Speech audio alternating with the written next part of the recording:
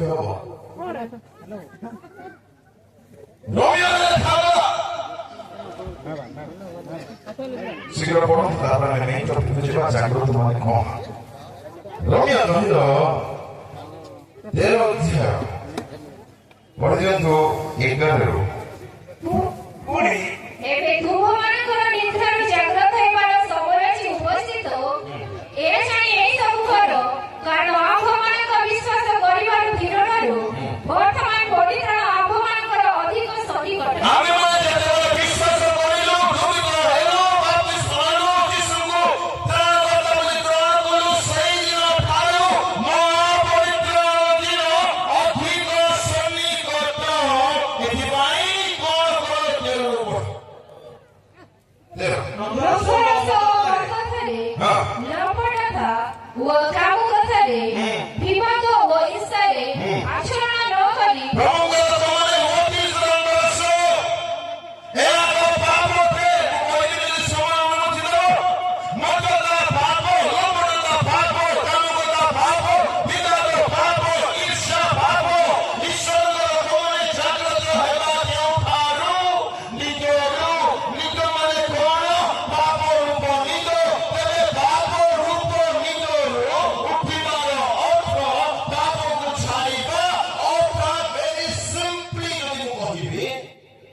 ପାପକୁ ଛାଡ଼ିବା ମାନେ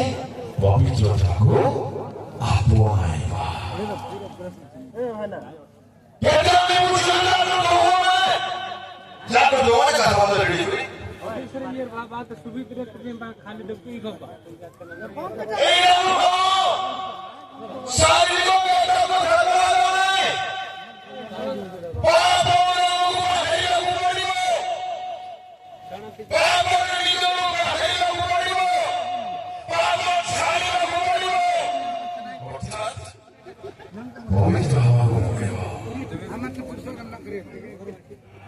ଏମାନେ ଶୋଇ ପଡ଼ିଲେ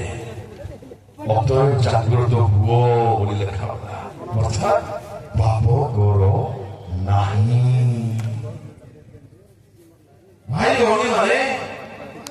ଟିକେ ସମୀକ୍ଷା କରିବା ଗୋଟିଏ ସମୟ ପାଇଁ ଛୋଟିଆ ମୁହୂର୍ତ୍ତ ପାଇଁ ଆମ ଜୀବନକୁ ଟିକେ ବୁଲିକି ଦେଖିବା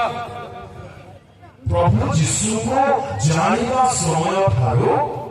କେଉଁ ପାପ ମୁଁ ଆଜି ଛାଡ଼ିଛି ବାକ୍ୟରେ କୁହାଯାଏ ପରିତ୍ରାଣକୁ ଯିବ ଆମେମାନେ ପରିତ୍ରାଣ ଯେତେବେଳେ ବୃଦ୍ଧି ପାଇବା ଯେତେବେଳେ ପାପ କମି କମିଯିବ ସେତେବେଳେ ପରିତ୍ରାଣ ବୃଦ୍ଧି ପାଇବା ଏଇ ନିତ୍ୟରୁ ପାପ ଯଦି ଦୂର ହେବ ନାହିଁ ଅର୍ଥାତ୍ ଆମେମାନେ ଯଦି ପବିତ୍ର ହବା ନାହିଁ ଅର୍ଥାତ୍ ଜାଗ୍ରତ ଯଦି ରହିବା ନାହିଁ ମାଡ଼ି ତ ଆସୁଛନ୍ତି ଆଉ କେଉଁ ସବୁ ବିଷୟ ଆମମାନଙ୍କ ଠାରେ ରହିଛି ଯାହା ଆମମାନଙ୍କୁ ଈଶ୍ୱରଙ୍କ ରାଜ୍ୟକୁ ନେଇକି ଯାଇପାରିବ କେତେ ସମୀକ୍ଷା କଲୁଣି ଆମେମାନେ ପାପ ଦୁଃଖର କଥା